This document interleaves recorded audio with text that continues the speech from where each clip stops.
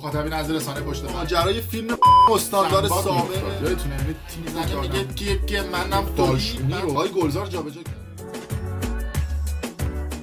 من نمیدونم که بعضی از این کارشناسای مذهبی رو از کجا پیدا میکنن.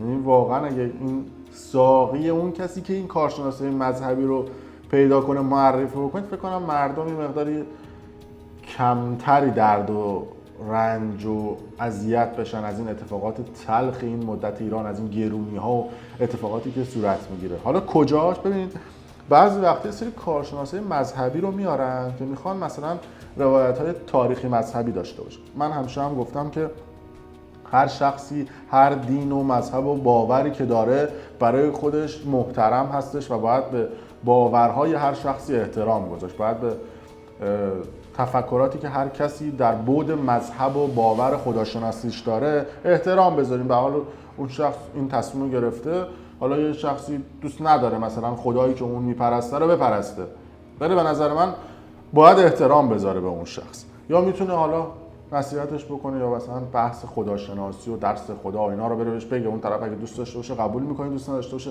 قبول نمیکنه. اما یه سری از این کارشناسای مذهبی که میارن تو تلویزیون یه سری روایت‌های تاریخی رو وقتی میگن، یعنی از خودشون در میارن، پر و پشم هر کسی میریزه. مثلا یه شخصی آوردن آقای حجت الاسلام سید مطهر سید علیزاده اگه اشتباه نکنم اسم فامیلش رو، که من سرچ کردم تو اینترنت، ایشون پژوهشگر حوزوی هم هستن، این پژوهشگر هستن در موضوعات مذهبی و جای مختلف. یه سخنرانی کرده بود، گفته بود که توصیه‌های امام باقر به کاربران شبکه‌های اجتماعی.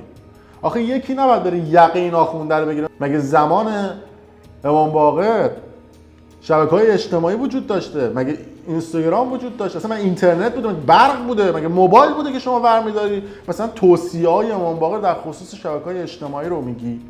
ببینید باورتون نمیشه. ببینید امام باقر علیه السلام توصیه‌هایی دارن به عزیزانی که در شبکه‌های مجازی دارن فعالیت میکنن. آقا میفرمایند که اوصیک به خمسن، به 5 تا چیز شما رو توصیه میکنن. ان ظلمت فلا تظلم، اگر مورد ستم واقع شدی تو هرگز ستم نکن. اگر در پست کسی، اون هم جایی که محل اظهار نظر عمومی هستش، برخلاف نظر صاحب پست کامنتی نوشتی ولی اون کامنتت رو حذف کرد، یا خدای نکرده متن رو که تو کپی کرده بودی بدون نام اون رو برای خودش منتشر کرد، شما این کار رو در مورد اون تکرار نکن. اون ظلم کرد در حق تو در حق اون ظلم نکن. و ان خانوک فلا تخن، اگه به تو خیانت کردن تو هرگز خیانت نکن. در فضای مجازی خیانت کردن کار راحتیه.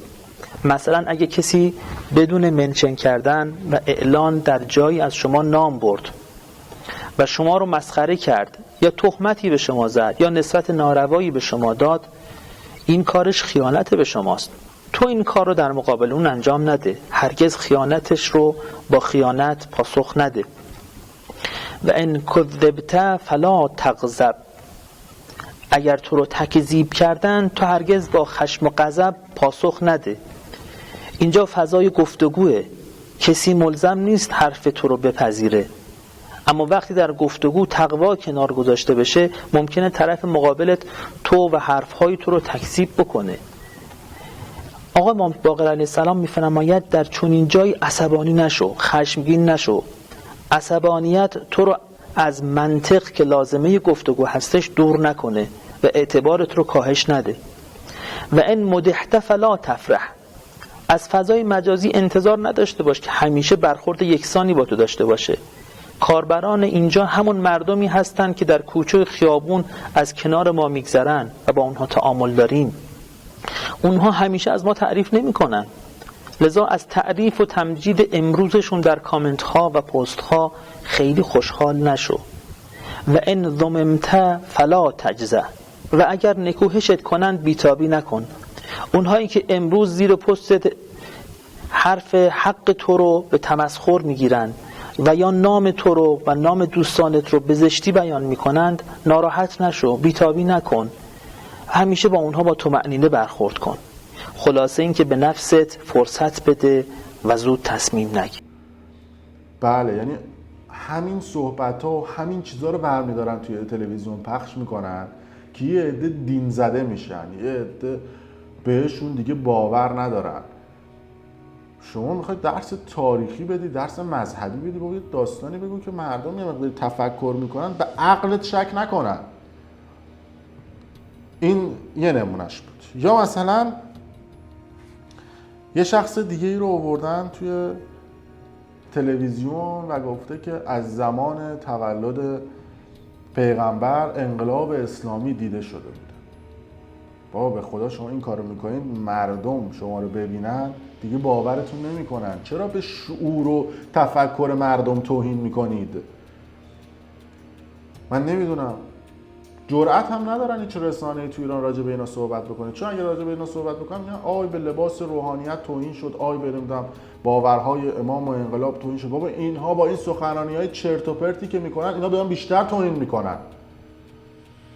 دیگه این چیزای خیلی ساده و پیش و پا افتاده هستش. ببینید بعد از رحلت پیامبر جبرئیل که 3 ماه خدمت حضرت زهرا سلام الله علیها میرسید و حضرت زهرا به خاطر اون اسمش محدثه است، حضرت جبرئیل با اخبار انقلاب اسلامی حضرت زهرا رو آروم میکرد و میگفت ایرانی ها خواهند اومد.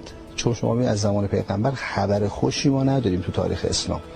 اولین خبر خوش تو تاریخ اسلام انقلاب اسلامی است که جبرئیل، امام فرمود که جبرئیل با احادیث با خبر انقلاب اسلامی حضرت زهرا رو آرامش میشه، تسلیت. بله، بازم میگم یعنی با این اتفاقاتی که میفته واقعا مردم رو دین زده میکنن.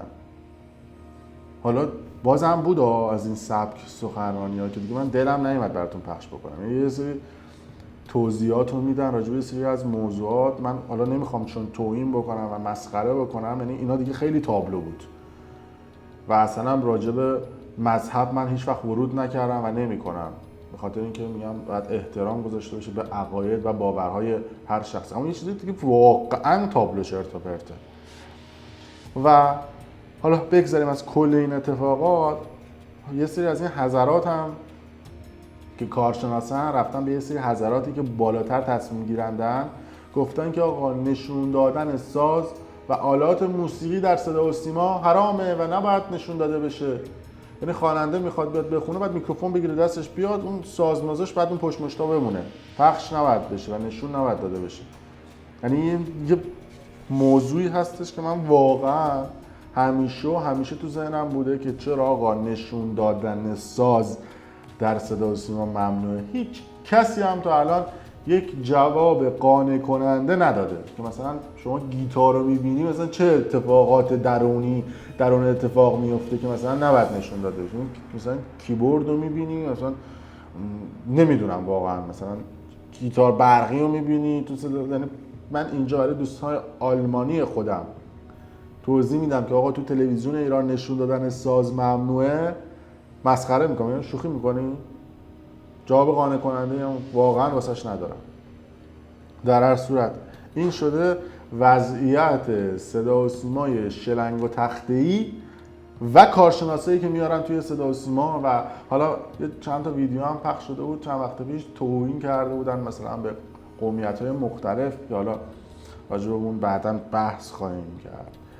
بله، این شده وضعیت صدا و سیما که به صورت انحصاری هم هست. هیچ کسی هم اجازه نداره توی ایران تلویزیون خصوصی بزنه، چون اگر تلویزیون خصوصی بزنه آقایون در صدا و سیما بهشون بر میخوره، میگن همه چیز باید تحت نظارت ما باشه. اوکی، تحت نظارت شما، اما با اینکه شما نظارت میکنید این آدم‌های شلنگ و تخته‌ای رو برمی‌دارید میاد تو تلویزیون که نظرهای عجیب و غریب بدن. نمیدونم. در صورت مرسی که تا این لحظه با ما بودید. اگر دوست داشتید کانال یوتیوب برنامه پشت پرده رو دکمه قرمز رنگ این پایین هست سابسکرایب بکنید، ویدیو رو لایک کنید یا برای دوستان خودتون به اشتراک بذارید. ممنون که تا این لحظه با ما همراه بودید. مرسی.